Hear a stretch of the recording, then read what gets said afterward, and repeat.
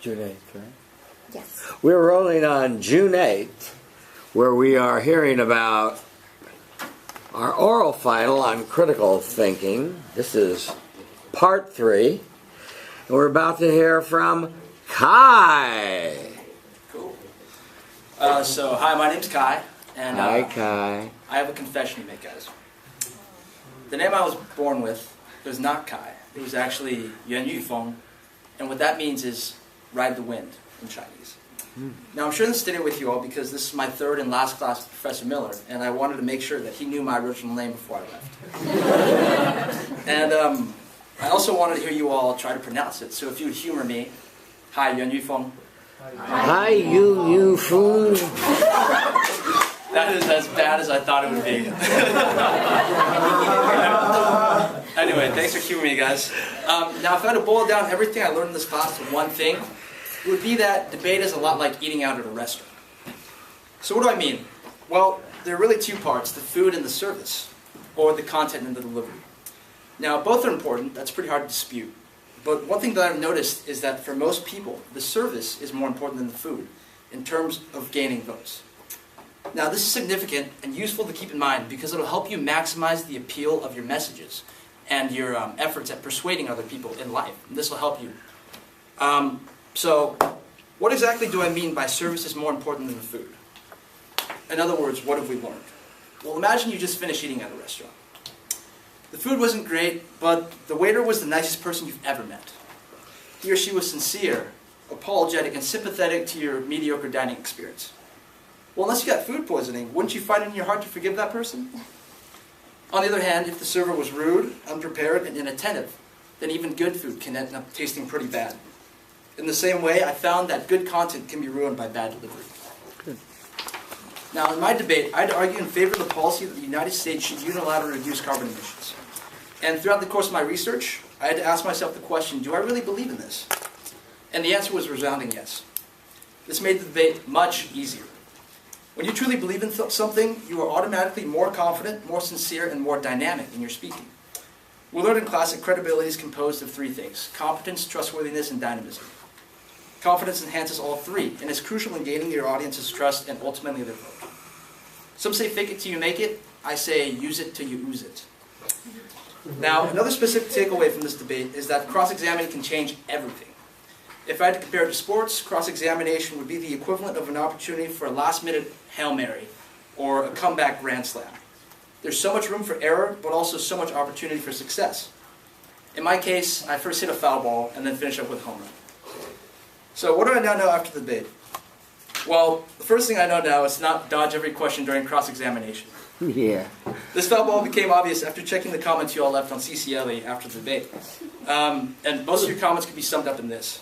Kai, you were good, but please, for the love of Buddha, answer one of Victor's questions. In retrospect, I realized that this ended up hurting my credibility by making me seem unknowledgeable about the policy. Now, coming into this debate, I was very confident about our brief.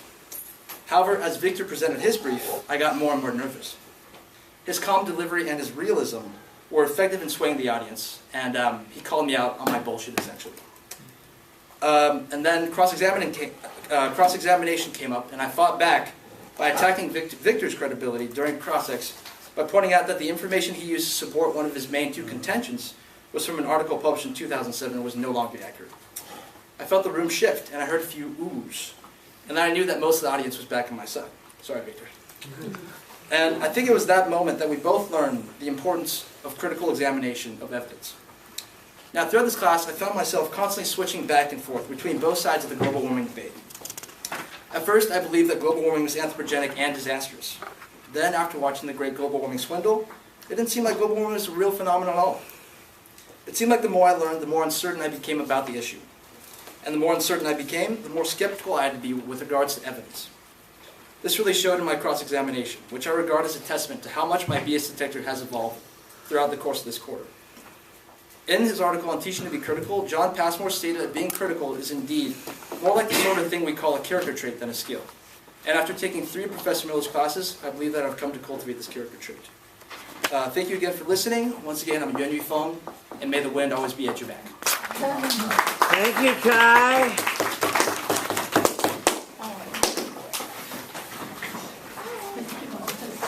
I was thinking you could have gone first. That's right. I could have gone last. Thank you, man. I would have added some. Yeah, that would be awesome. Thank you. I appreciate that. This guy is saying cats. Very cool.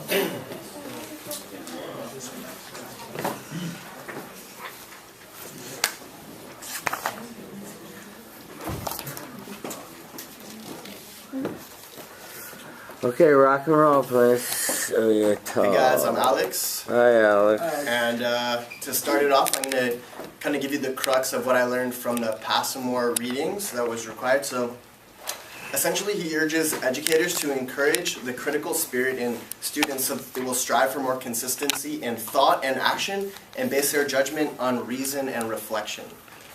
These words really resonate and I think spell out really what the crux of this class was. So to me, this class taught me not only about the multiple views of climate change, but also the power in presenting them in an appeasing and appealing manner. So essentially, the more you know about a specific topic, the more confident you'll be able to view this topic. So I would say the main body of my essay was based on or looking at the current presidential election as sort of through that viewpoint. So we're given over a lot of information on multiple candidates, some pro, some con. So for example, Bernie Sanders, his main thesis is getting money out of politics, right? And so that's a claim that he's making, that money is driving politics. And he claims that the money doesn't touch him, that he is running his political campaign without that sort of finance. So in order to verify that claim, I did a little bit of research, which I'm sure you all know, that the majority of his finance is coming from small individual donations and not larger corporations. On the other side of the aisle, you have somebody like Donald Trump, who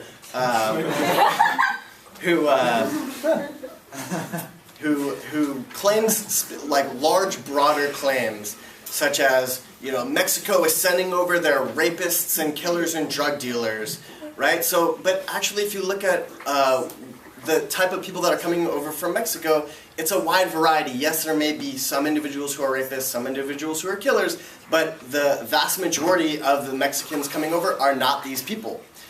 So by doing your research, you can really be able to tell, who appeals more to your values. So I'm not going to claim that Bernie Sanders appeals completely to my values. For instance, his foreign policies are not something that I align myself with.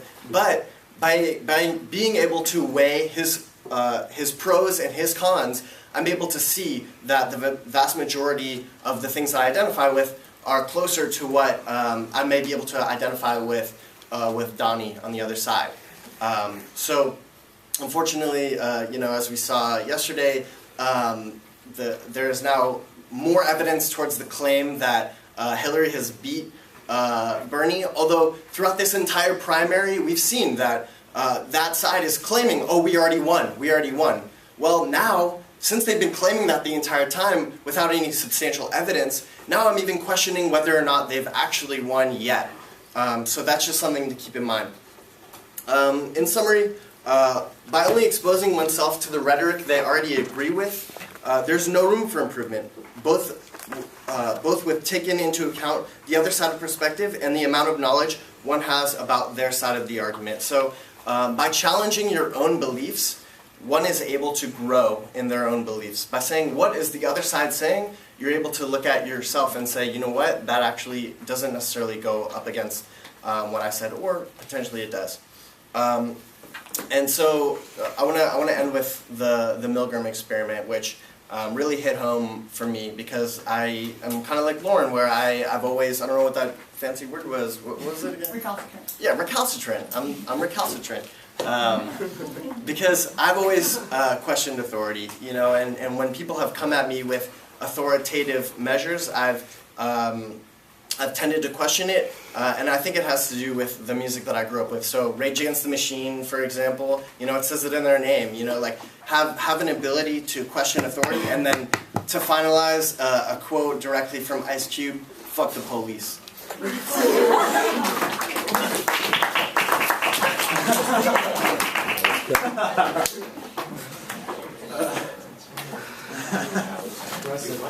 Okay.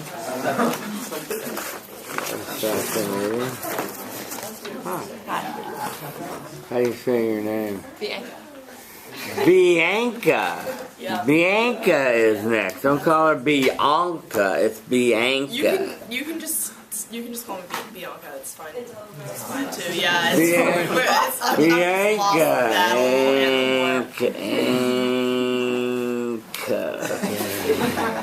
Did you just write down how to? Yeah, I wrote it phonetically. Right? Okay. Phonetically. Bianca. You wrote Anka on the paper. Paul There's not Anka. even a B on there. It says Anka. Yeah, I'm remembering the bad part. Bianca. Okay, let's rock and roll. Bianca. Okay, all right. All right, Bianca.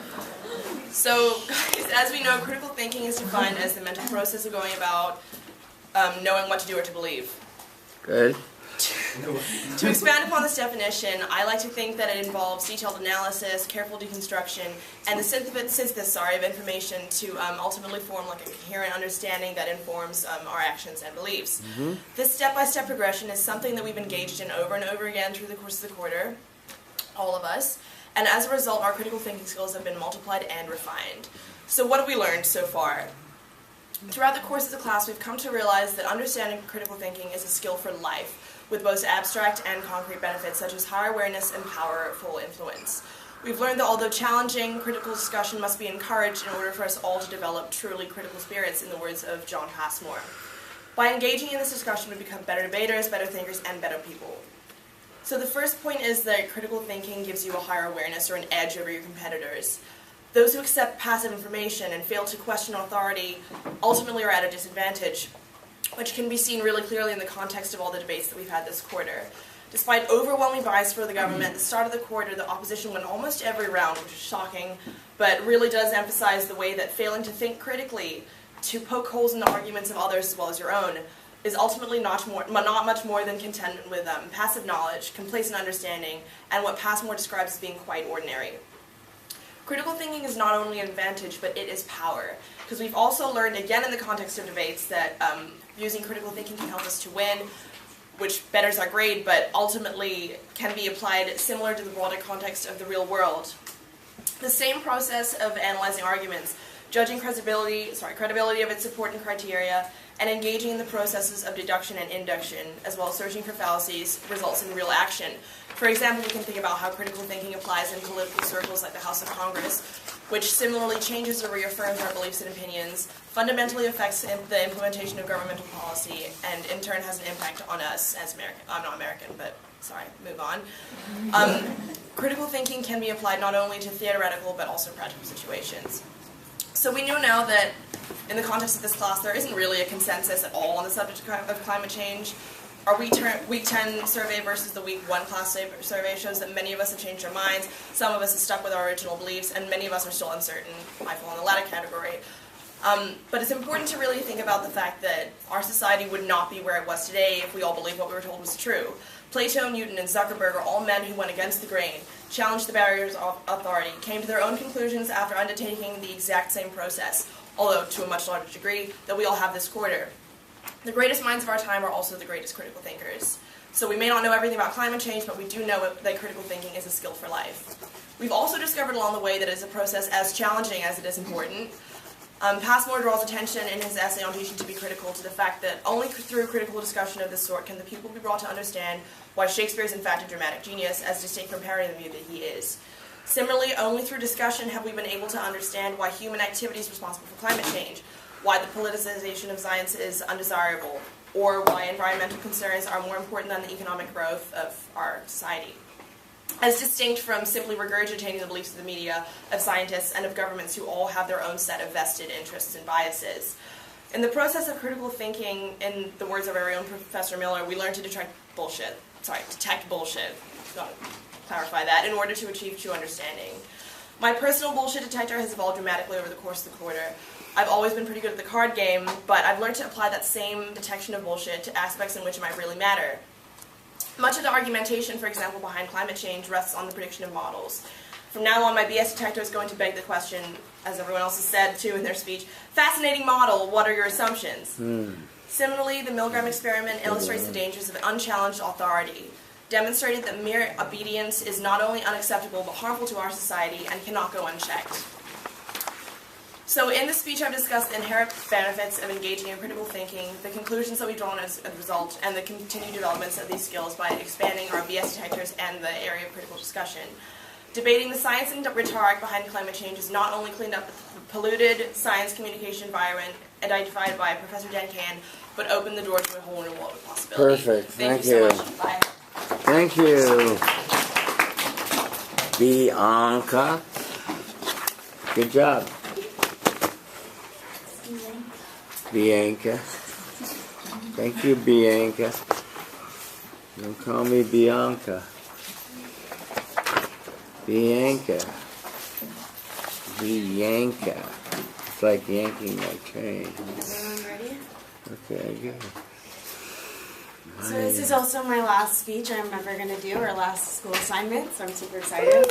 All right. I'll take you guys back now to your general ed or lower division political science class. You're sitting there, your professor's talking, and maybe you're listening, maybe you're not. Then suddenly right next to you, the guy just enthusiastically raises his hand. Professor answers his question, and he says, "Excuse me, well, I disagree with that, Professor. I learned in my other class with Professor Smith the exact opposite of what you just said." And now the whole class is groaning, and it gives this guy the stink eye, like, why are you trying to argue with the teacher? Plus, class is almost out. And so what we've learned at UCLA is that people who use critical thinking are often seen as a nuisance or disruption, especially on college campuses. Colleges were built for the free exchange of ideas. However, what I've started to notice is that that might not be the case anymore. John Passmore states that a critical person is nothing more than someone who draws attention to the defects that confront him. Well, many of us lack the confidence to challenge authority or the defects in the status quo. In the past, I've even been frustrated with people who diverge from the norm or try to argue, and I still struggle with it. I also have difficulty voicing my own opinions in many academic settings. In Stanley Milgram's experiment on obedience to authority, he found the willingness of people to obey an authority figure, even in extreme situations that put people's well-being at stake. At the beginning of this quarter, with our class survey, we saw everyone's extreme obedience to authority and group mentality behind climate change. For the most part, all of us learned from every teacher or article that climate change was extremely dangerous, and they even showed the science behind it. For the most part, none of us challenged what we learned. We had tapes going in our heads, sometimes repeating things we heard without any further thought. Finally, during this class, we were forced to challenge it. So what we know now is that to engage in critical thinking, it takes an effort. It's an effort to see things clearly and truly in order to judge it fairly. But again, that takes the guts to speak out and face criticism from peers. It also takes energy. It's so much easier just to take statements from people at face value rather than questioning them. In addition, I learned that people want us to accept things as is. We're constantly being manipulated, whether by advertisements, salespeople, politicians, even friends and family. It takes the critical mind to sort through the emotional manipulation. We need to realize that maybe the world doesn't want us to think critically, and it would be easier if we all thought the same thing. And I've also learned that to be a critical thinker, you have to be accepting of other sides of the argument. I'll admit I'm pretty stubborn, and if I have an opinion about a topic, I usually research things that just align with my idea. So this class forced me to do otherwise, and it proved to be extremely beneficial. So this quarter, my BS detector strongly evolved, and here's some things that I noticed during debates that I probably wouldn't have, before taking this class. So now I recognize bias in evidence. I gave the debate on if scientists using climate models could accurately predict future climate events, and I learned about all the conflict of interest with funding and the politics that go into research, and how that really muddies the science. I also recognize when people are appealing to my emotions rather than using strong facts or arguments. I think at the beginning of the quarter, someone gave an anecdote how we were going to be on an island and like drown if we didn't do something about climate change. We saw a polar bear drowning in Al Gore's Inconvenient Truth. So now I see past that. And I also have been able to more effectively question people's arguments just by watching cross-examinations as well as doing my journal exercises. I just ask, what do you mean or by this term, or give an example. And what you do is you force people to back up their claims rather than stating them as truth. So in conclusion, maybe we're being discouraged to critically think in college, and Passmore and Milgram have demonstrated how easy it is to simply follow authority and fall into complacency. Maybe we're afraid or lazy to challenge the norm. And I hope we leave this class and take the extra step, always challenging others, challenging our own beliefs, and realize that it is worth it to critically think. Thank you, Maya. Perfect. Yeah, even if you don't have the courage to say something, at least you can silently have a dialectic with the professor and say, where's your evidence, buddy? Even if you don't want to jeopardize your grade, right? You can still have a dialectic silently. All right, let's hear from home. We're on the home stretch now, ladies and gentlemen, and that would be Zach, Caitlin, Rana, Yasmin, and Alex. Alex went already. Alex went already? Oh, Alex went already. Oh, yeah, that's right. 42.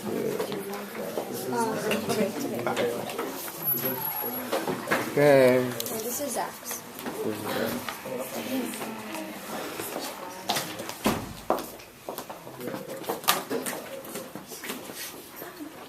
Smile, Rod. That's better. That's better. Thank you. It's going to be fun. Okay, rock and roll, Zach. Oh, you're tall. Ooh. Okay, now you're in the picture. Alrighty, hi. My name's Zach. Hi, Zach. So throughout this quarter, we've all been subject to many, many sources of information. The movies we watched, the articles we read, the journals, the papers, briefs, research, etc. And before this class, I was actually really accepting of all of this information. I really didn't criticize it. I didn't think critically about it. I just assumed that the people putting it out knew more about it than I did. And I was like, all right, sweet, they're right. But this class has actually taught me to be much more skeptical of evidence and different claims, because as me and Sapand as we looked up our research, we found that there was a lot of information for both sides, and both sides were supported by different organizations and different scholars. And there was even some evidence that both sides used to conclude opposing points. And so, like, through all of this information that's in circulation, some of it's true, some of it's false. The hardest part is discerning what is what. As we saw in the Milgram Experiment, there's a lot of people that blindly follow commands of people in authority. I was one of those people, especially in the case of global warming. As I said, I really just believe that everyone believes this already, so why don't I? I should definitely agree with everyone else because I have no prior knowledge about it. And so this class, as I said, has taught me to not think that way. There are many things that we looked at in this class, but two principles that really stood out to me about deciphering this information. The first is the idea of credibility. Credibility has three parts, as many people discussed: trustworthiness, expertise, and dynamism. Al Gore actually did a great job in The Inconvenient Truth using all three. He was trustworthy, in the fact that he was almost a president. His stature was, he's just very, knew what he was talking about. He was very dynamic, he was funny, he was engaging. People really took to him very well. And lastly, he was constantly referring to the scientific data that he had backing of, which is his expertise. Yeah. The dynamism, I think, is the biggest part that he had. He was engaging and really caught people's attention, and without that, the first two don't really matter. The second part is the different types of proofs, and that's logos, pathos, and ethos. Logos is probably the most credible in my opinion. It's the logical proof. Pathos is really what tugs at the heartstrings, and it's what Al Gore used with the polar bears going to extinction. And ethos is really audience-centered. It's finding the values of your audience and catering to them. So these tools that we have learned are really the ones that stuck with me this quarter, and ultimately they're what I use to determine my decisions in these debates. They served as part of my criterion in deciding the winner. Ultimately, these tools have helped me to discern what info is true and who to believe.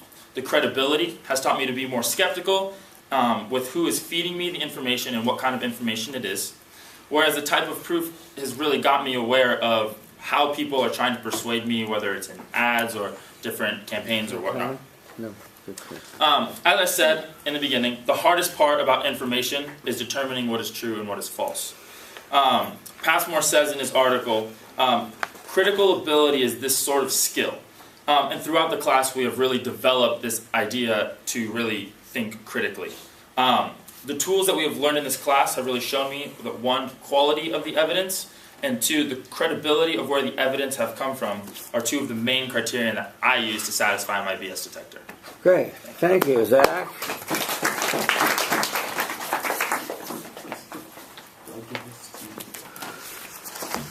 Okay. Caitlin? Yes. Hi, Caitlin. Hi. How you doing? Pretty good. Great. Uh-oh. Ready? I'll be ready. Okay. So I want to start by saying that critical thinking is the personal phase of critical decision making. And in order to consciously understand the relationship between one's own inner thoughts and social experience, we need to engage in critical thinking. According to Richard Wright, the author of our classroom textbook, critical decision-making requires us to work with our individual thinking as well as our interaction with others in developing and testing arguments. Through arguing both sides of the climate change debate in class, we have learned that relying solely on either your own thoughts or social influence is an ineffective approach to argumentation and an inadequate method used to practice critical thinking. With the progression of our critical thinking techniques after completing this course, we've gained a greater knowledge on the various aspects that are debated in relation to global warming. Personally, I have learned to activate my BS detector more often, and I have studied ways in which I can continuously evolve my internal censor of such BS. John Passmore believes that critical thinking is more than just a skill, but also a character trait, as some of you have mentioned. A person who is critically minded is both able and willing to criticize without petty or unnecessary objections or lack of open-mindedness. This can be difficult for individuals who are extremely set in their ways and ignore other knowledge given to them that might change their stance on a topic.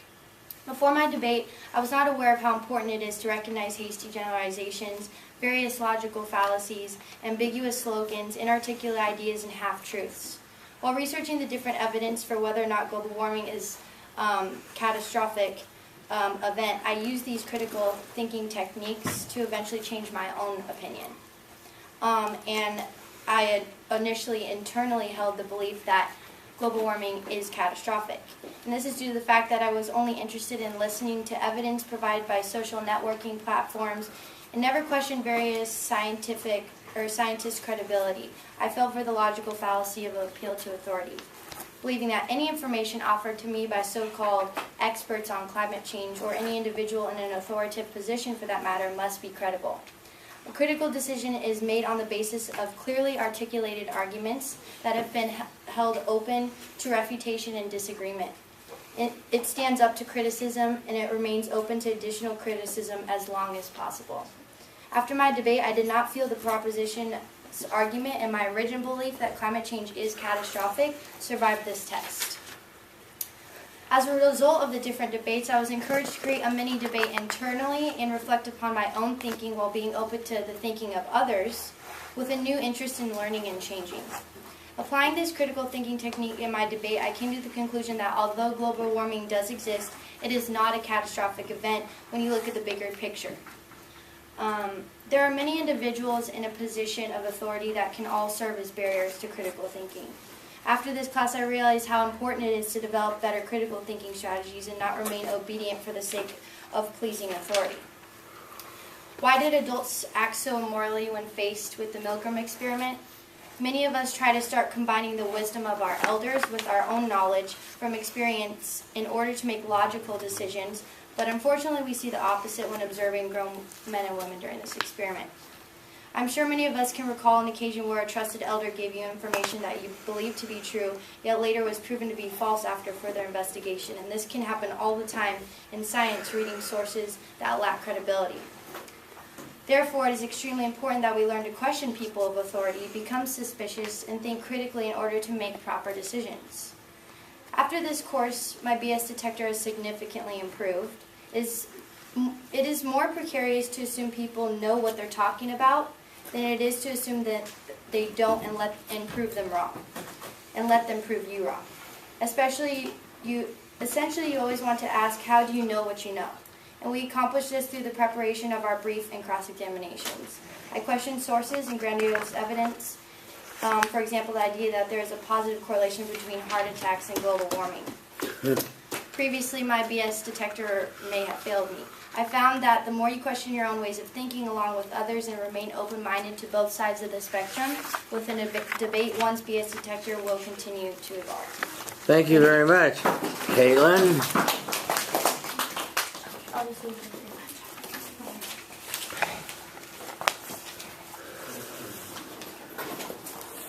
Rana? That's the paper, and then that's the book. Nice big smile. People pleaser. Okay.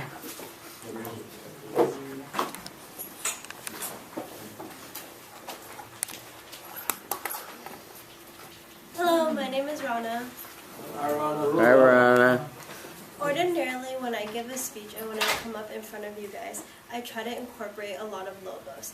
I stand up here and I try to say a lot of facts and I try to use a lot of statistics and I try to keep your BS detectors down. So you guys take my authority and kind of question less of what I have to say because I'm throwing numbers at you. However, today's speech is going to be a little different because I'm incorporating a lot of pathos. So bear with me and my sick voice as I try a different method of giving a speech. So one of the first things I learned in this class was that this class is going to be entirely about climate change, which I wasn't too happy about.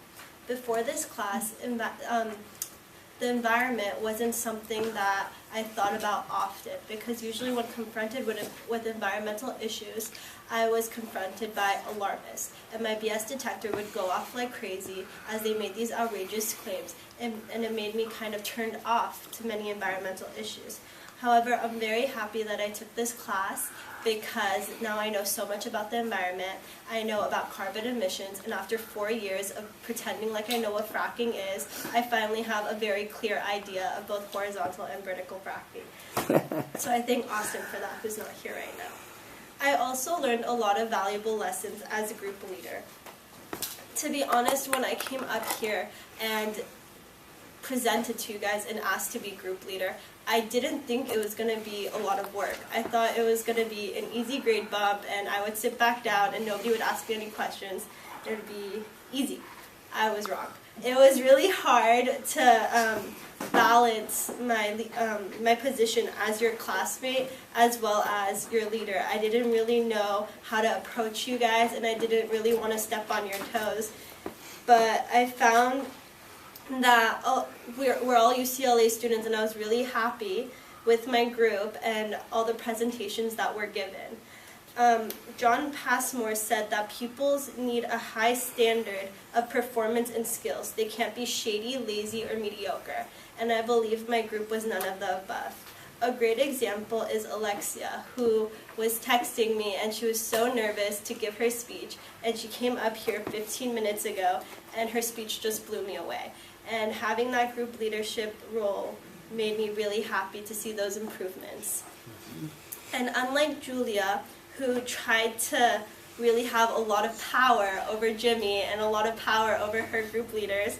And she wanted that experimenter role in the Milgram experiment. She wanted people to see her as an authority figure and follow her every move. I took a more diplomatic approach, and I feel like it really paid off. And on the subject of Julia and Jimmy, I really want to talk about one of my favorite journals that I did, which was defining the definitional issue of hooking up. And I learned that hooking up doesn't have a definitional issue, and I learned this through critiquing the world around me and trying to analyze different situations and ask questions when questions were not being asked. And I thank Professor Miller for encouraging us to have a willingness to participate in critical discussion, such as John Passmore stated we should.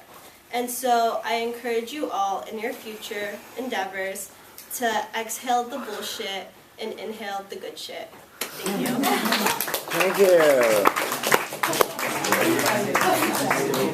Well, I'm thinking about it. Can we give another round of applause to our group leaders? Yeah. Last but not least, Yasmin. Okay, rock and roll. Okay, awesome. Go your tall. Yes, I am. Okay, I'm gonna start. Yeah. So basically, I just wanted to. Can I start over? Free country. People are dying in Iraq and Syria. But I have to start So over. you have freedom. Enjoy it. Okay. Alright, guys. Take two. So basically, the ultimate goal for mankind is to progress. Like, you know, whatever goal you have to progress in order to reach that goal. Whether it's to graduate from your dream school and land a job, or, you know, go and do something like pass bills in Congress, like for controversial issues like global warming. For us to be able to do so, we need to progress in order to reach that goal. And for us to be able to reach those long-term goals, we need to go in the right direction by educating ourselves to be able to make the best decision possible. The key element of progressing in the right direction is critical thinking, because critical thinking aids you to decide what to think and how to act. I want to start out by saying that it starts out in classrooms. It's important for educators to teach critical thinking skills to students in the classroom, much like the exercises that we had to do in this class.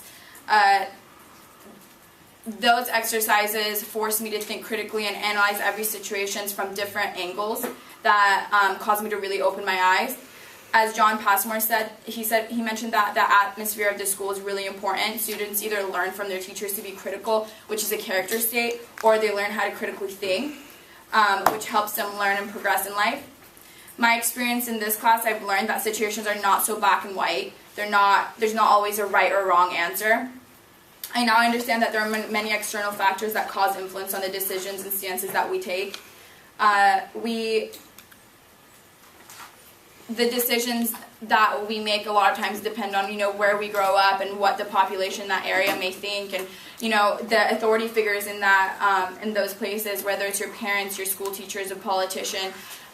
Those all affect your decision making and what you think is right and wrong. Like the Milgram Experiment, we tend not to question the motive of authority figures. We do as they say or believe what they tell us.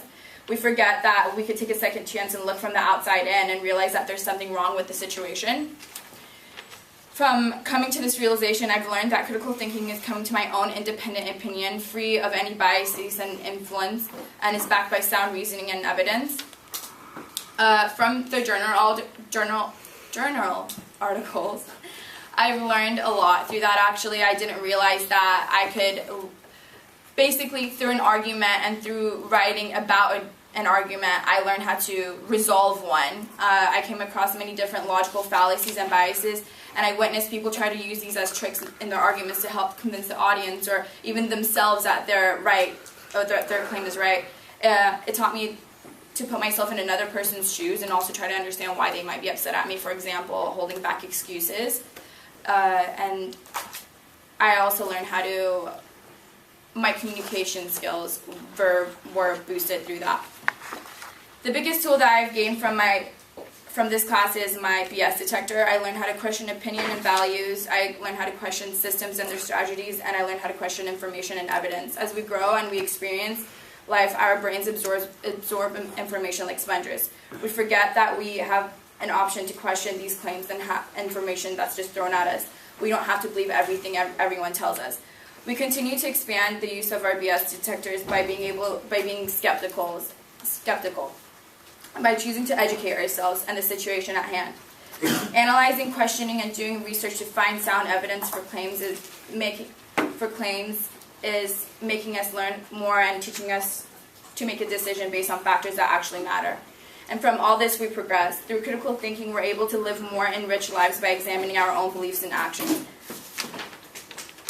Through this, we are able to make responsible choices for our goals in mind. We're able to truly understand how to go about this situation by knowing the best option for us and for others too. Thank you. Thank you, Yasmin.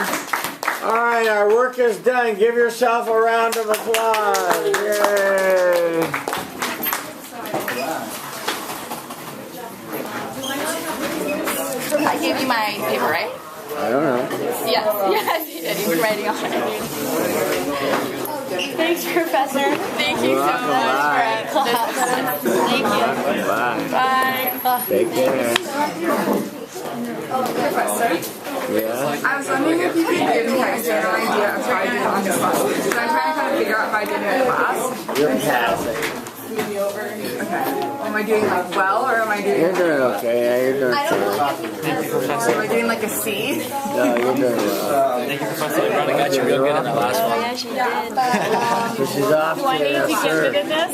Or am I good? I gave you a copy, but I didn't get to do it. You haven't done that. Yeah. Sit down. Thanks, Professor.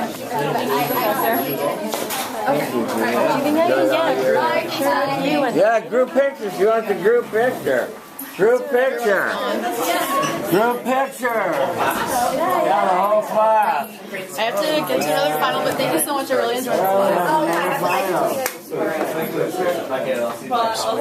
For the presentation? No. Stand right here in front of the. Oh, yeah. Okay,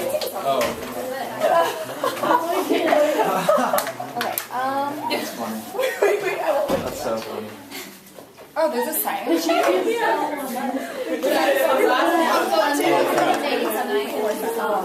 Let me know when the makeup like time is. You can do it now, right? Because I have a final. Do you guys have the grades for the midterms? Actually, can I get it Can I get it? I just have things to do. Oh, okay. Okay, well then tomorrow after. Yeah, after 2 o'clock. After 2. Okay. Okay, here we go. Group picture. Oh. Yeah, of course. Oh, yeah, I want a photo too. Yeah, Elizabeth. yeah, of course. So exciting. Now I gotta make sure my hair is okay. I know. Yay. Alright, left or right? Yeah. Let's do the Miller way. Oh yeah. Okay, ready? 1, 2, and take one more. Very nice. That's so great. Okay, we're perfect. Professor, can I get one too? Everyone feel Sure. selfie. Thank you. That's great. Thanks, Professor. That's golden. I will email that to you. Yeah, email that to me. Oh, did Alexia Thank you leave? so much. You have a final in there now? Have a good summer, Professor. We're screwed. Okay, We'll have to go to the conference. Hey, thank you, Professor. Thank you, Kai. That was the last one. Yeah. Oh my goodness. yeah, Alexia left and she needed to do her individual. Alexia. Good for Alexia. Yeah, okay. So we need to get Alexia on the horn. Okay. For those of you doing, you want a selfie? Yeah, I me in here. Okay. Save the photo. Yeah. I just wanted to give this to you. Oh my God. Wait, Oh, wow. look at that. Personally. Yeah, Something small excellent. to say thank you for for Well, being thank my professor you. for 3 years. I really appreciate it. Well, thank you, And I'll definitely keep in touch. Rona Barrett. Okay, well, don't leave. Don't go surfing. She's off to go surfing. I actually want to go to sleep. Oh my God. Yeah. You got this. So where is it? Okay, and you'll do your thing right now. Yeah. We just have to go over to the studies conference room. Yeah. Okay. Here, can you hold this? Yeah, because I don't want to mix it in with the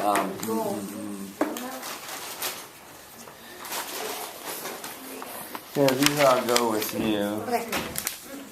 Except this one. Oh, were these the outlines? Yeah. Yeah, I'm gonna organize all of this to some outlines. Okay. Thanks. And some people.